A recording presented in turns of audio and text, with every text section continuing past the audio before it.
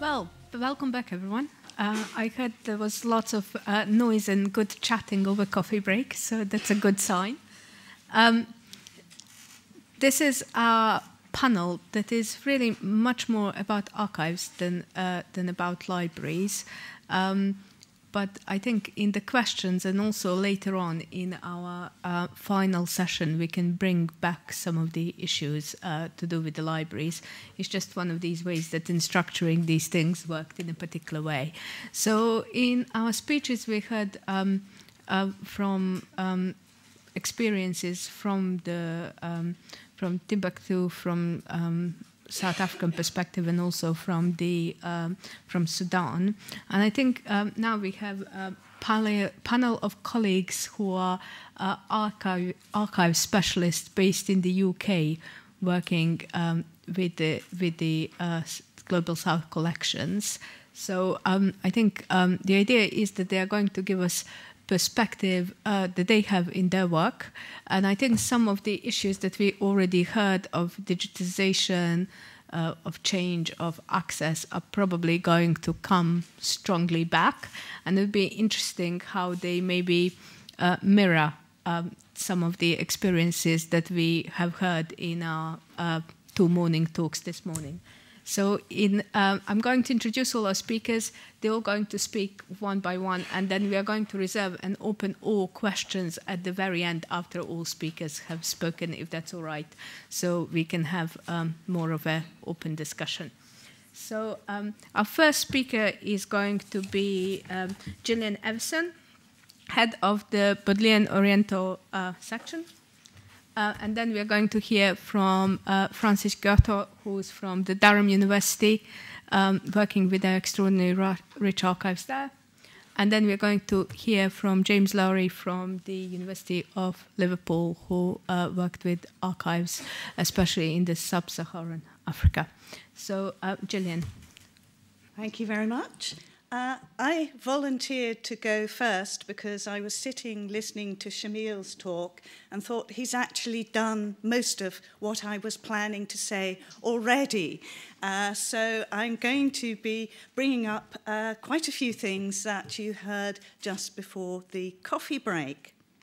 In the past decade, we have seen a digital shift from a world in which the imaging of manuscript and archival collections is a highly specialised activity to one in which every academic researcher has a camera phone in their pocket and wants to use it. We've lived through a revolution, if you like, of a democratisation of actually taking photos. This presents university libraries with challenges both in terms of the collections they curate and the materials that their users are creating during the course of their research. And just to set us in geographic context, the Bodleian's Oriental collection preserves and buys books and manuscripts in the languages and scripts from a broad geographical area covering the Far East, the Near and Middle East, South, Southeast and Inner Asia.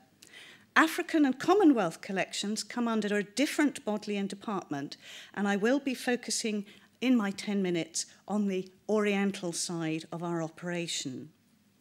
Amongst the libraries of the North, our collections are substantial, but compared with the great libraries of the South, our holdings are tiny, and we're always very aware of that.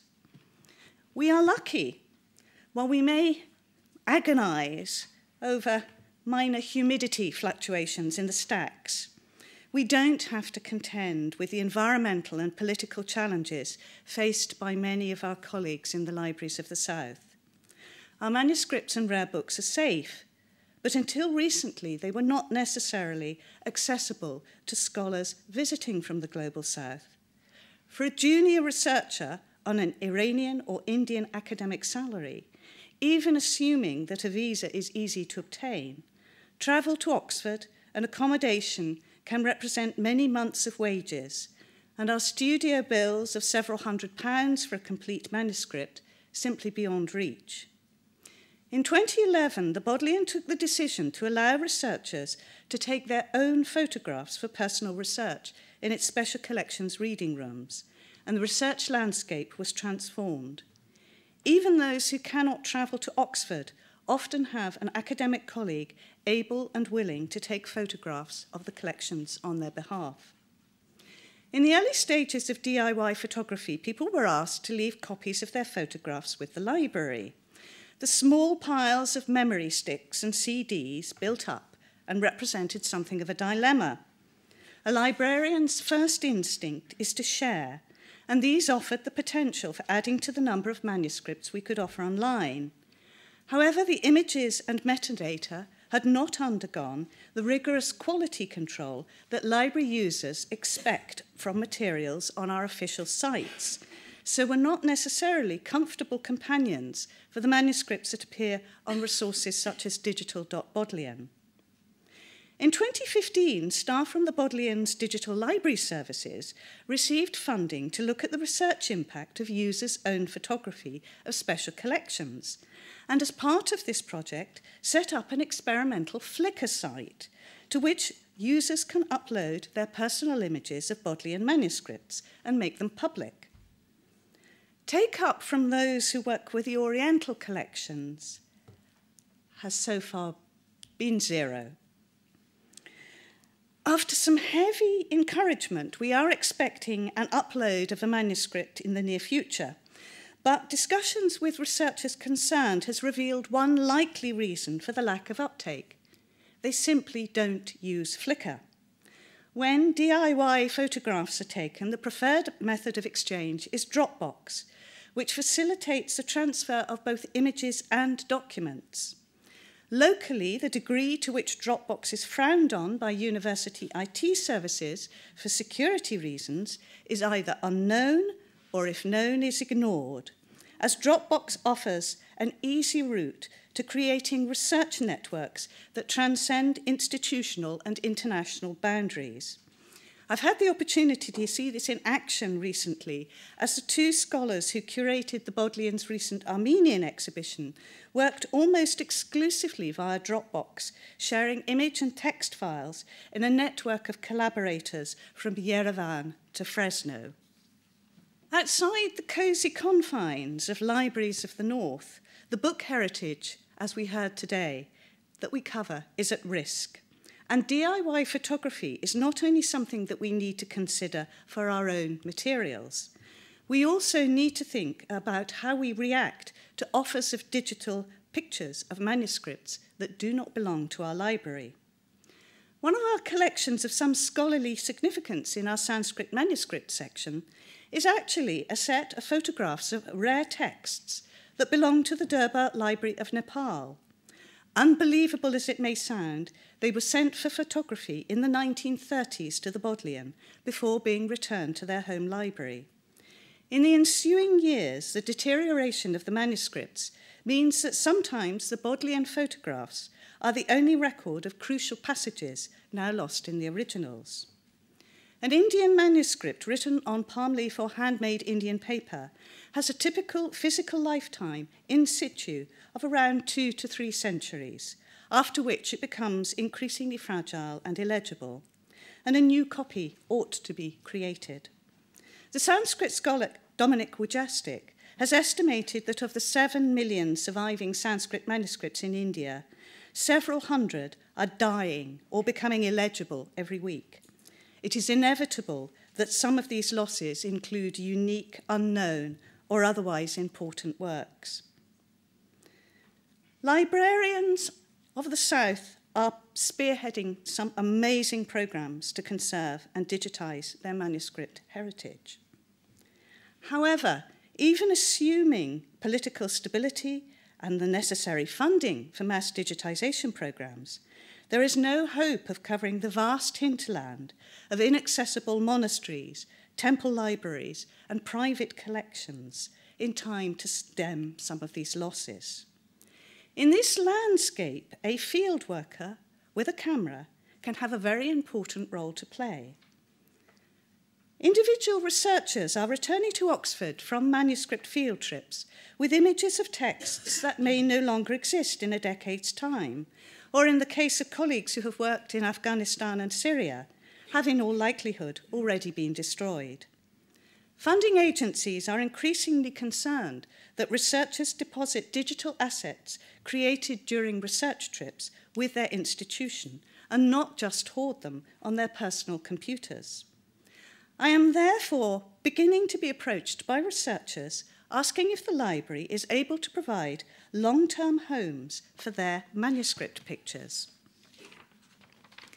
My heart says yes, but the traditional special collections model conceives of curation as care for physical manuscripts and rare books that belong to the institution. The question we are beginning to ask is, should we take responsibility for curation of photographs that are of manuscripts that will never leave their country of origin? If we do, who pays for that curation? And what is the relationship between the library that holds the originals and that which holds the images? Digital photographs, as was covered this morning, are potentially valuable assets in their own right, and we must be mindful that digital archives can strip a country of its cultural assets just as surely as the removal of physical manuscripts themselves. As also mentioned this morning, a potential model can be found in the Endangered Archives programme at the British Library, which addresses the ethical issues around the creation of small-scale digital programmes from the outset. However, projects under this umbrella are conceived as digital programmes right from the beginning. Unlike the majority of the digital picture offers that come my way, which are byproducts of research questions. As research byproducts, they are not necessarily catalogued in a way that would make them meaningful to anyone other than the researcher who took the pictures. It is quite common that the researcher will have no documentary evidence of the type of permissions given by the copyright holders or the document owners for the use of the photographs.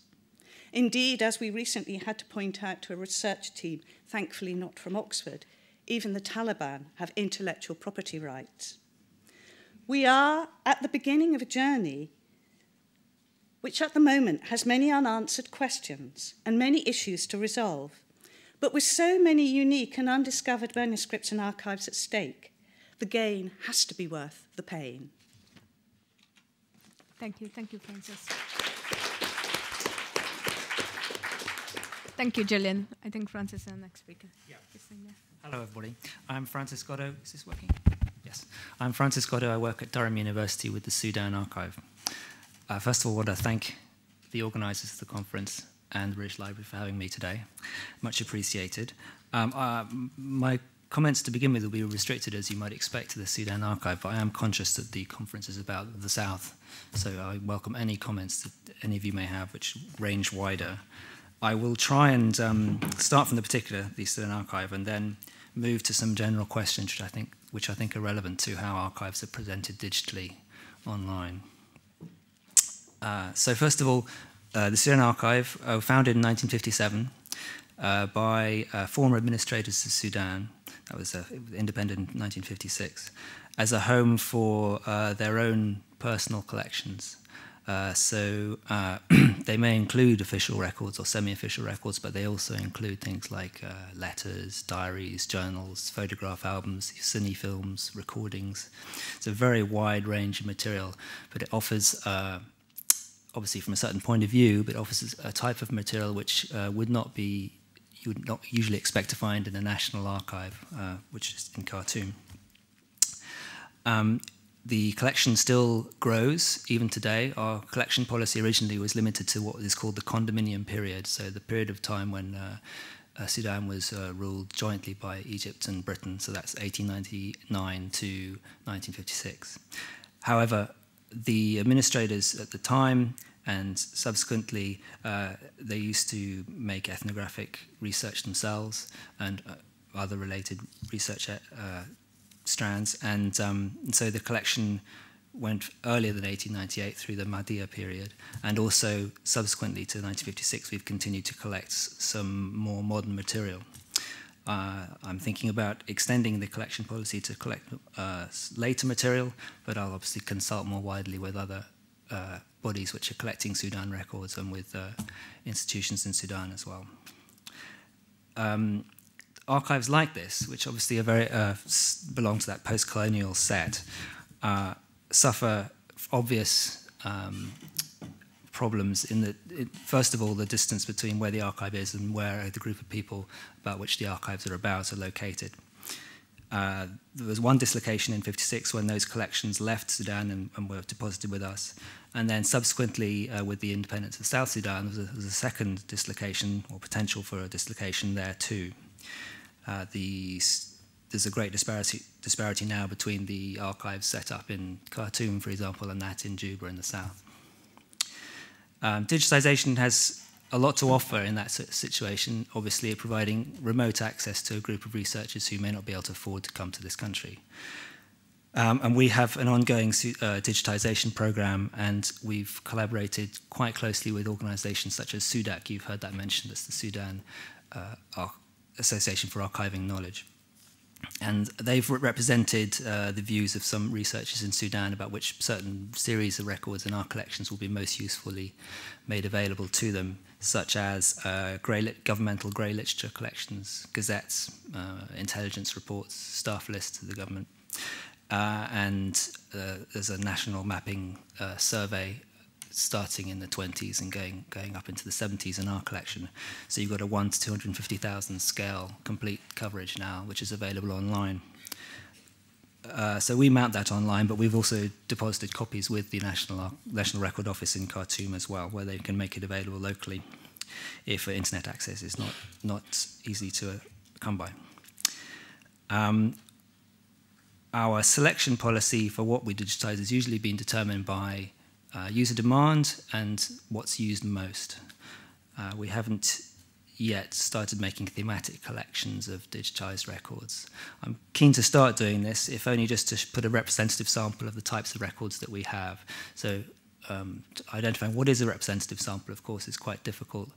And the archive itself is already a sort of filter of what's survived by a certain small group of people, and digitization then offers you a second subset. And you, as I said earlier in a comment to an earlier speaker, it's important you document how those decisions are made and are transparent about what you're representing online. So what we're using, the collections, in addition to those digitized series that I've mentioned already, we also chose a couple of collections which are used the most, the Wingate collection and Beasley collection as well. And we're going to mount those online in a platform called Mirador, which uses this IIIF standard, so it's an international image interoperability framework. And what that allows you to do is to draw in digital objects from disparate sources, so you can manipulate these images side by side with objects from other collections entirely. So in theory, if the metadata is appropriate on those digital objects elsewhere, you can look and compare manuscripts in Khartoum with those in our collections on the same framework. But additionally, you could use examples like Europeana to mount our information on those, which could then find our records locally. So in archives, strictly speaking, I'm an archivist. We have little specializations within archives now.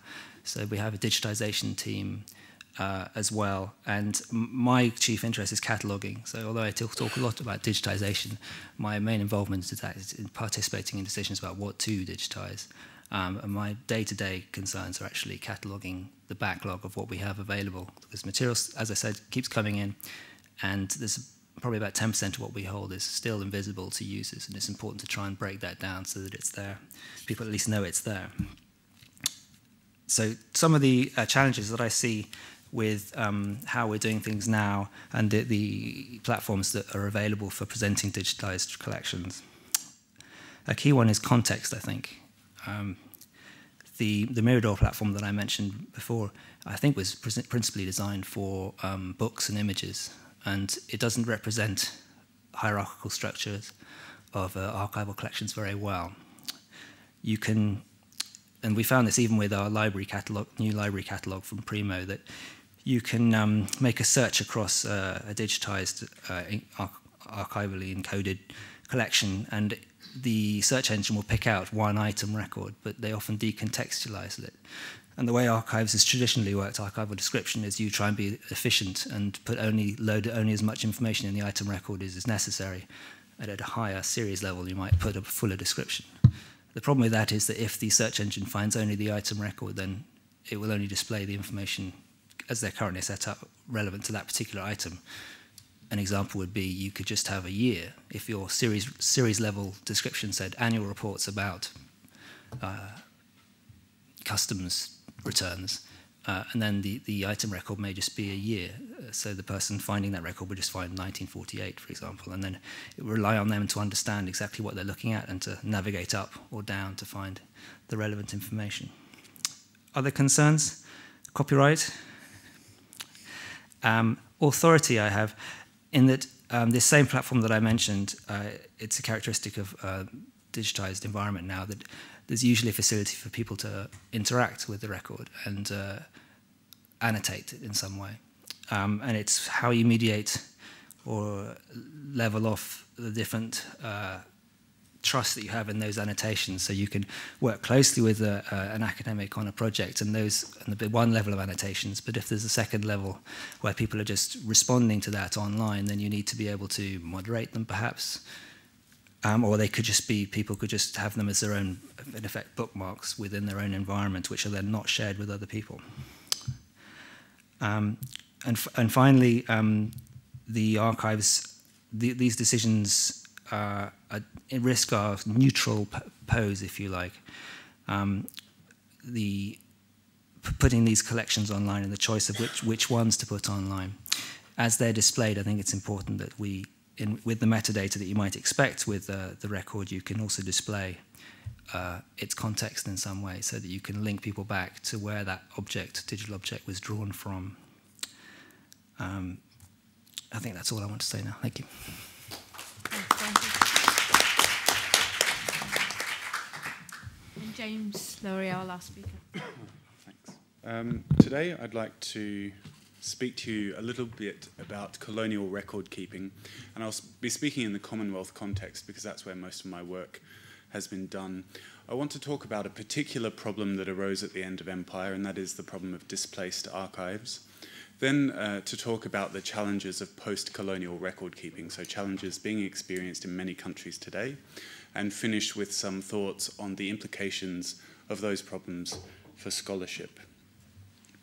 So if we look into the colonial past, we'll see that there was really no guidance from London to the colonies on how records ought to be kept until 1837.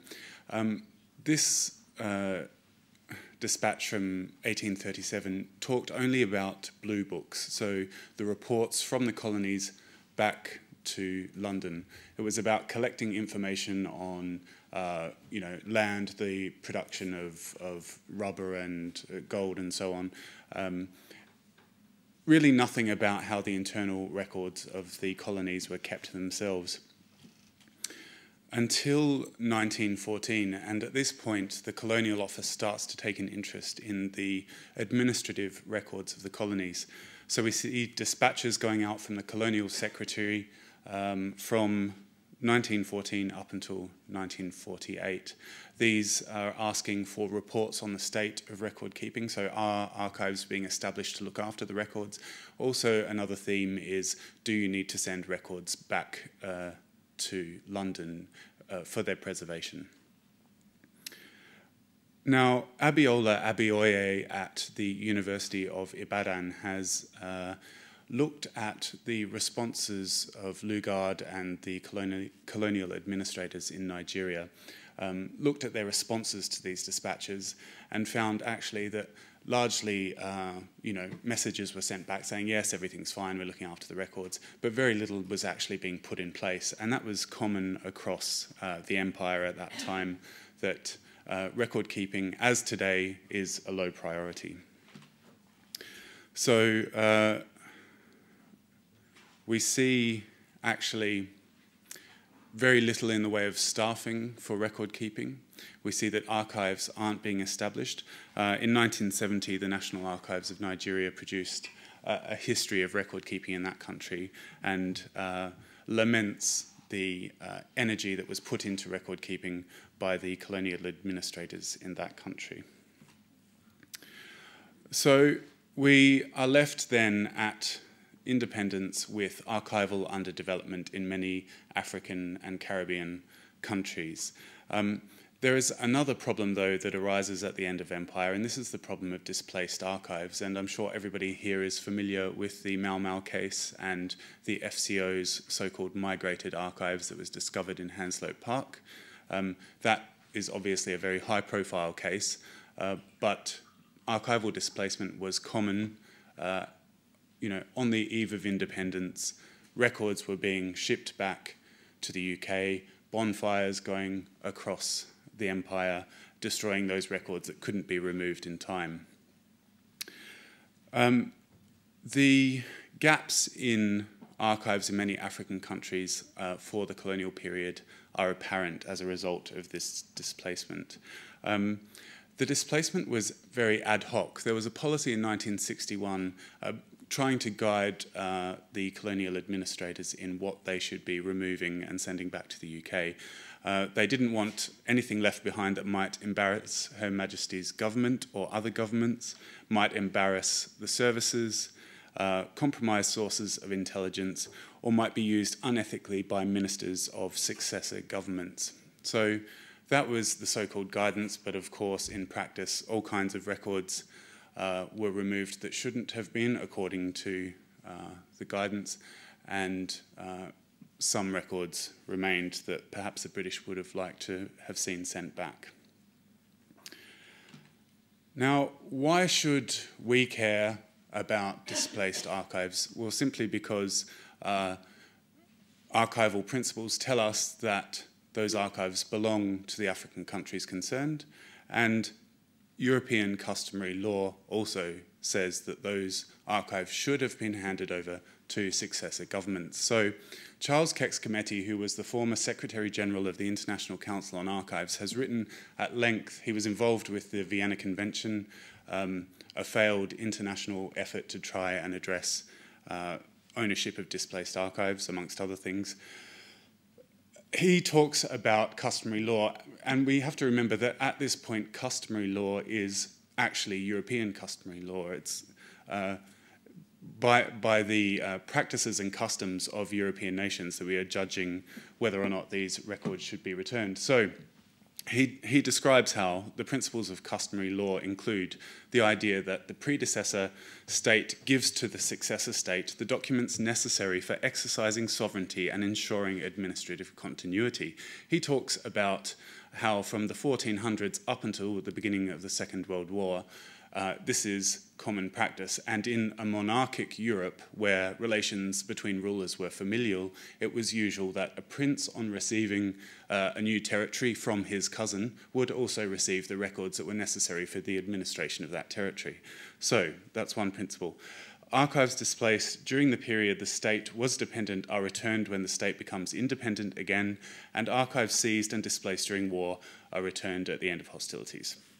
So, three very good reasons why the displaced archives needs to be returned to the national archives of various African countries. Then we can look at professional practices. So, in the 1960s and 70s, UNESCO and the ICA did a lot of work to try and address archival displacement, to think about the principles involved, and also to study the cases. They came up with three principles based on the archival principle of provenance. These principles are retroactive sovereignty, territorial origin, and functional pertinence. Now, according to each of these principles, the archives need to be returned. Retroactive sovereignty is about handing records for administration over to successive governments, as we've seen in customary law. Territorial origin is about the records being created on African soil, and functional pertinence is about administrative continuity. So there we are, 6 reasons why those records need to go back. These subjects will be looked at in a forthcoming book that discusses archival displacement as a result of colonialism, also as a result of war. So a little bit of self-promotion, for which I apologise.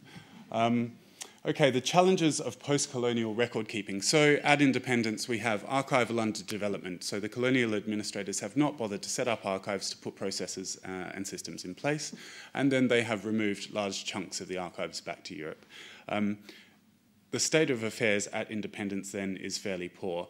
We have seen in many countries, there hasn't been a vast improvement since then because of the low priority that record keeping often has, and that's common in many countries. So what does this mean in practice? Well, we see weak laws that fail to establish the authority of the National Archives. The Public Records Act of Sierra Leone, for example, is 3 pages long. It was written in 1965. It was given royal assent, so actually it was pre-independence legislation. It gives the Public Records Office there no authority to work with ministries to collect records. The legislation needs to position the National Archives not in ministries of culture, where nobody's going to listen to them, but at the administrative heart of government. So the President's Office, for example, as we see in Tanzania. And in fact, if we compare the situation in Tanzania with most of these points, we find actually Tanzania is leading the way in addressing this issue. They have strong legislation. They have a policy that establishes relations between the National Archives and the various other stakeholders that we need to be talking to, so people in IT especially. Standards. So there are the records and archives community internationally has developed many technical standards on how we can manage archives in paper and digital formats. These are effective tools, so we would hope to see those in use. They're in limited use in Kenya, in some of the southern African countries, but much more needs to be done to spread the word about technical standards. We would expect to see procedures for every aspect of the record's life cycle. Now, when we're talking about born digital records, for example, future historians are going to need to see these digital records, but unless they're captured and managed from a very, very early point in their life cycle, so basically at creation, we are not going to see them in the archives of the future. Staffing is a big issue. There needs to be a number of trained people who can actually do the work, but there needs to be a scheme of service. So there needs to be career progression for those people so that we're attracting people who want to move up in their work. There needs to be infrastructure and facilities. So this is, again, something we see in Tanzania. So they have just finished a purpose-built record centre at Dodoma. They have just created the necessary documentation to procure a trusted digital repository. If they manage to do that, they'll be the first sub-Saharan African country to have a fully working, trusted digital repository.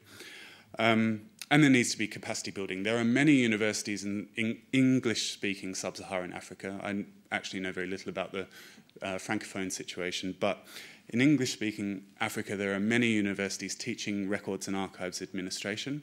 Unfortunately, they're often teaching digital records management and preservation in a theoretical way because of limited resources. We can talk more about that later, perhaps. This is a photo of a registry in Nigeria. It's in the equivalent of their cabinet office. So this is a relatively well-functioning registry. The women here are trained registry clerks, and there are procedures in place. But then when we move over to the record centre in Nigeria, we see that the massive amounts of documentation coming into the record centre, so this is the semi-active life cycle, stage in the life cycle, it becomes more difficult to keep control, and so we see storage like this. But then in the archives, unfortunately, we see sometimes a complete breakdown. Now, if you think, okay, well, this is a pile of papers and it can be sorted out, but actually each piece of paper represents a transaction between the state and a citizen. So, in fact, we are talking fundamentally about people's rights. So if you want to prove that you own a piece of land, if you want to prove that you're entitled to a pension, you need the evidence in the form of records. How are we going to find that in piles of papers like this? Okay, so here we see some images from Sudan, where I took these with Professor Deegan when we were out there last year. This is Sierra Leone, so we see lots of the same kinds of problems. This is Cameroon, National Archives of Cameroon, also in Cameroon, and these are, some of these are colonial records, and then also National Archives of Cameroon. So across the Commonwealth, we are seeing many of the same problems. So, I've talked somewhat about the implications for people's rights, but there are also implications for scholarship. Archive services in many countries are inadequate for preserving records of the colonial period, with implications for history. National frameworks, such as the framework I outlined, policy, legislation, standards, and so on, national frameworks are often inadequate for appraising and transferring records of enduring value, with implications for many disciplines, including political science, economics, sociology, and history. As in most countries, issues of digital preservation jeopardize current records to the detriment of future historians. And finally, scholarship can contribute to national development if the necessary information or evidence is available. So we are talking about not just theoretical research, or we're talking about research and scholarship that can have a direct effect on public policy, social development, and so on. And that's why I guess the problems that I have outlined today, I think, are so critical. That's all I have to say. Thanks very much. Thank you. Thank you very much. 3 very different perspectives. No doubt loads of questions. So I'm going to open it to the questions from the floor. Yeah, I've got a question for Gillian. So I was involved in Gillian and I were involved in setting up the Oxford Digital Library some 15 years or so ago. And when we were doing that, we had very kind of strict guidelines for standards, the kinds of things we were going to digitise, the kinds of things we were going to ingest, etc. And it seems to me that there's a problem of uniformity with the kinds of things that you're talking about here. Now, I utterly and absolutely agree and take the point that getting something is better than getting nothing, especially when things are deteriorating. I've actually found that things like images taken with low-cost digital cameras, phones and iPads are actually not at all bad. And our whole point when we started all that was that you ought to be able to recognise the smallest significant thing on a text or a manuscript.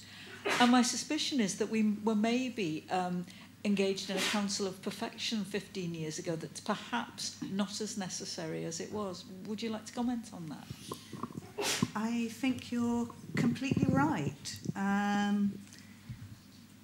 We are aware of people managing to use pictures taken with quite low-cost digital cameras, even camera phones, and doing very worthwhile textual research with it.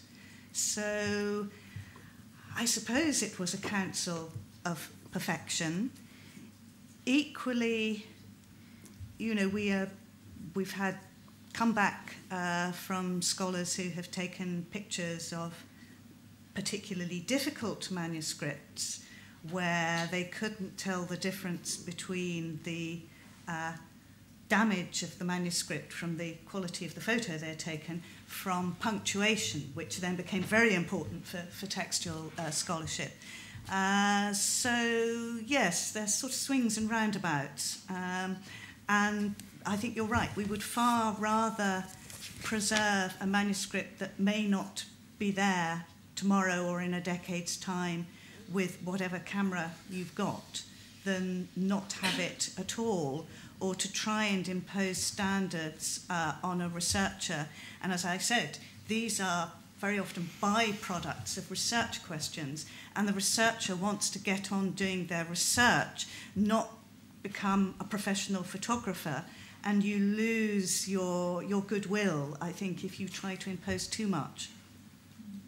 To Shamil, I think in relation to your paper, Gillian, because I thought it was very appropriate to speak first and relate to that, because I thought also we are, as you were explaining, and as Charles Stewart had been explaining in a previous talk in Cambridge once, that the culture of keeping and reading manuscripts in Africa is very different to the one in the Middle East, or to what we assume it was, and how we are treating it today in centralizing the collections.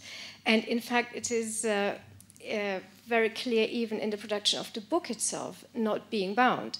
So the idea of sharing is something that we are picking up on now with the whole concept of digital humanities and remediation of knowledge. And I think moving away from this fixation and centralizing of both item and technology and means is exactly what we need to meet you there and be able to pick up on what's going to be lost. And so many research is done on purely archival secondary material, especially in Middle Eastern studies, and it's still extremely valuable. And I think in a way it relates very well also to the documentation process and the cataloging, for example, or standardized ways of documenting this material, which can in fact be done quite simply. Sorry, it was just a comment, but just an appreciation. There's just behind you, if you pass microphone. Thank you. I mean, actually, not to actually plead for Nigeria in any particular way. I'm an architect, so actually I'm interested in the buildings and not necessarily the archives. But one of the legacies of the, retiring colonial government was to actually have archives in each of the 3 regions. So, the idea about the centralized archive is actually just coming back from what I can see. I certainly have records about, it's actually Design Group, a British firm of architects who had archives in Kaduna, Ibadan or Lagos, and certainly Enugu as well. But as we all know, with the Civil War, nobody quite knows what happened to the archives per se. But the other thing is that also, sort of slightly contentiously, I think certainly, again, in my knowledge of Africans, it's often to do with land disputes. They actually do want to consult those archives. They actually do have meaning as opposed to it's back to this thing about, again, traditional land rights and so on and so forth. So in certain communities, there's actually much more of a link than one might have thought to needing these physical artifacts to claim their point. In fact, I can remember being in a Kaduna archive and a certain tract from a certain region had disappeared. And I said, oh, well, yes, there was a land dispute, it disappeared. So there's a bit more than just the reading for knowledge's sake. There are other things going on as well. Absolutely. Thank you. May I respond? Yes, please. Thanks. I hope that I didn't suggest in my paper that a centralised approach to national record keeping was essential. Certainly, there are dispersed models that work in various contexts around the world, and I'm aware that the main repository in Nigeria is still in Ibadan, and that the state records offices are very impressive as well, Lagos and so on. So there's that point, but. On the point of land records, I think that's a really excellent example of why record keeping is so important to governance, especially in Africa. I mean, the Kenyan violence in 2007, that was land disputes that could have been settled if the land registry was functioning well. So, precisely. Yeah, thank you. Yeah. Thank you. Shamil here at the front. Yeah, thank you very much. Fascinating stuff, and I have many questions for all of you. I have a personal interest in the Sudan archives, which I used, and Kaduna archives, for instance, one finds the major users, amongst the major users are lawyers, for instance, and not historians, because they have to deal with things, and it's often extremely difficult to get access to the archives without bribes, or it's just there's a lot of gatekeeping going on in many of these archives on the continent. But apart from these archives, what about personal collections, personal papers? I don't know if any of you have. The Sudan archives is well placed and was built on personal collections, I believe.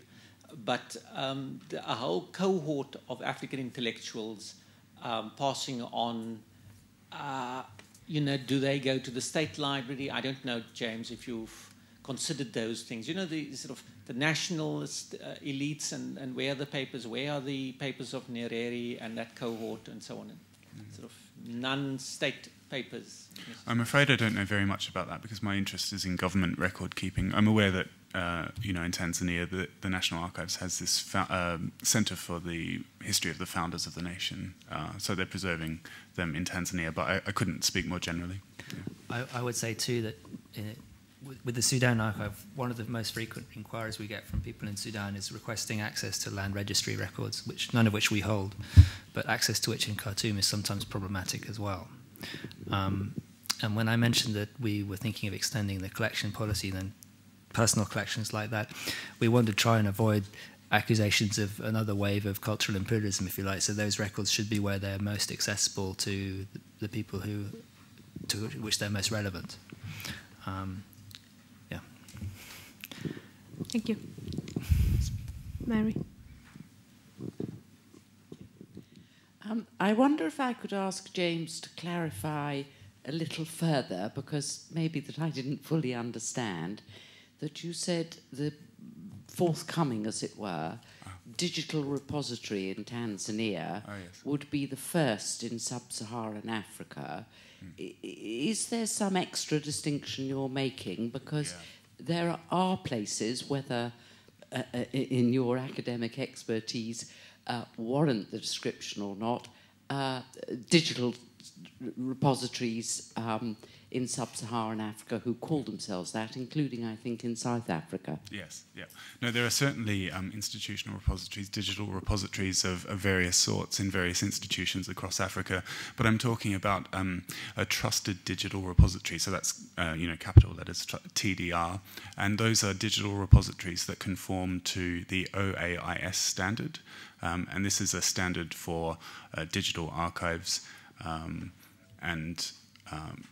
there are very few of them in the world, and if Tanzania manages to do this, it will be the first sub-Saharan, probably the first African country to have one, I believe. But so it's a very different type of digital repository, a TDR. Yeah. Great, thank you. Further questions? Yeah, there's one. Thanks very much for this really fascinating panel.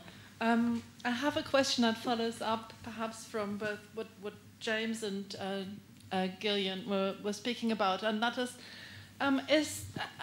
I think it's very important to have a discussion about the ethics of digital images, but is there also a discussion about, in a way, the odd situations that emerge when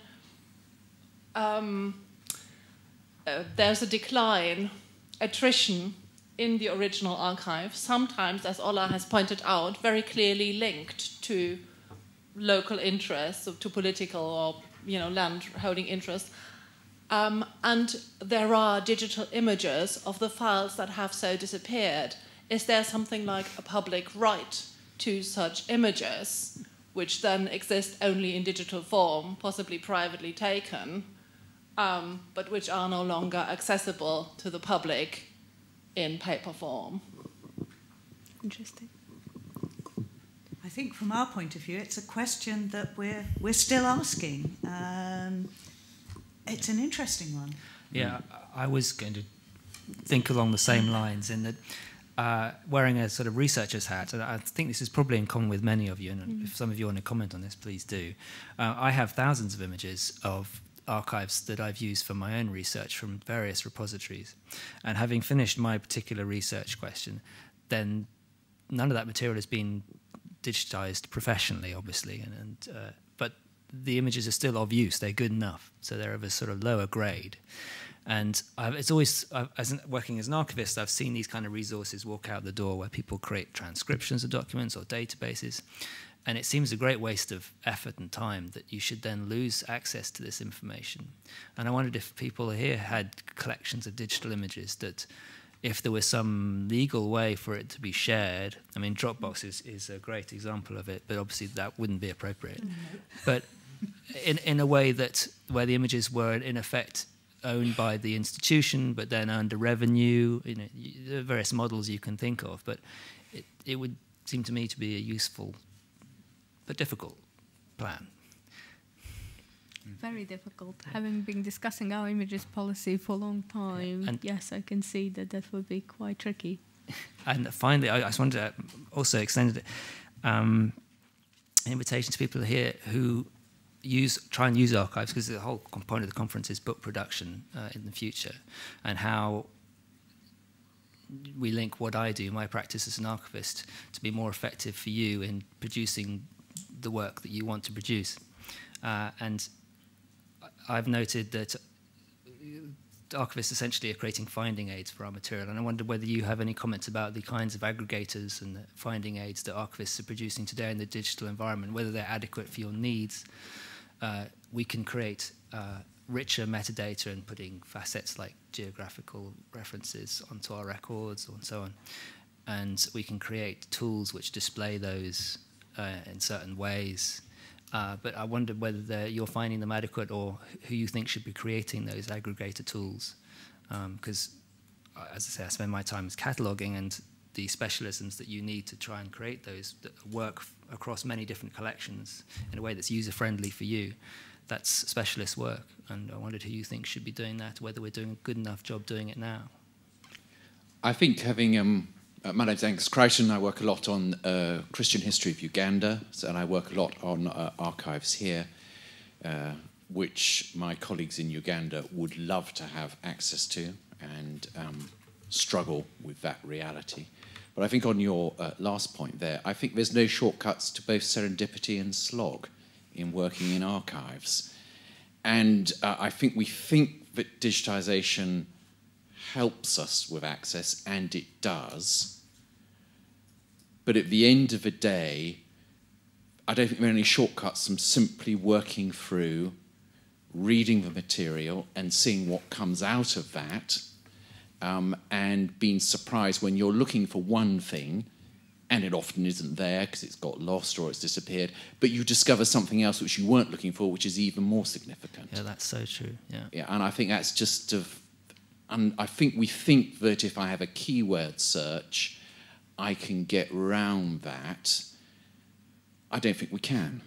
I think we may well miss material if we over-rely on digital copies and keyword searches and so forth. Yeah, and the digital world that's been presented to you is always partial. So if I mentioned that our policy so far has been to follow where material has been requested frequently, so we have a preservation argument for the actual physical material itself, but then we may only digitize one file in a sequence of 9, and there's a risk that people who find that file will then not be aware of the other 8 files or the sequence of how an idea was developed or whatever, or policy was developed. There's a risk there. I think the glorious free-for-all that we've been experimenting with Flickr, it's very interesting if you read the logs of people who've contributed to it, not very many people, how soon people are saying, this is not terribly well organised, we would like it to be organised, calling for the intervention of specialists to do something with the data to make it easier to navigate. So there's this dream that it's all self-service and we just put it up there and we make it accessible to everyone. And when you've got 1,000 images or so on a photo stream, suddenly people are saying, could the librarian come in and perhaps organise some folders, etc.? So there is that specialist investment for any solution that we might have that is bringing together people's personal photography. That's very valuable. In our Flickr experience, and we put 1 million images out of the 19th century book, we actually crowdsourced and asked public to tag and organize.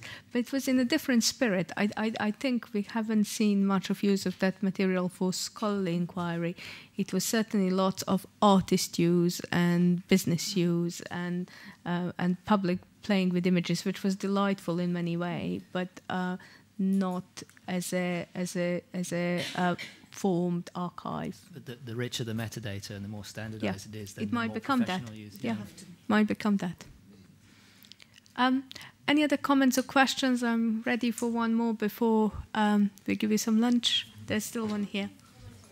I think we need a better infrastructure and more system absorbing exactly that.